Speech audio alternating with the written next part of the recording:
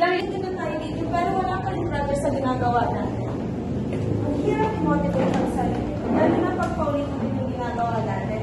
Oo nga eh, parang paulit-ulit na lang. Wala nang excitement. Dapat manibago tayong motivation. Oo, parang ginagawa na lang ang automatic kung sa gitna. Okay, Tim. Narinig ko naman kayo lahat. Pero balikan muna natin kung bakit nga ba tayo nagsimula sa project. Para makatulong sa client natin. Pero parang nawawala na yung focus natin sa practice. Exactly. Hindi lang tayo nagtatrabaho para sa sweldo. Dapat may purpose din tayo. Tama, dapat may purpose, hindi lang dapat tayo nagtatrabaho para sa sweldo. Ano mga pwede nating gawin?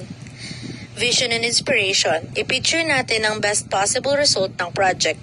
Anong impact nito sa mga tao? Empowerment, lahat kayo sa isang team ay may unique na skills.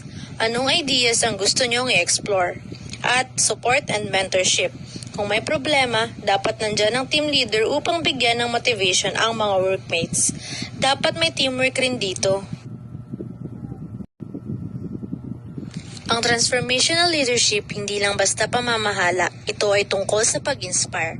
Ang isang mahusay na leader ay nagbibigay ng motivation, challenge at suporta sa team para gawing opportunity ang mga darating na challenges.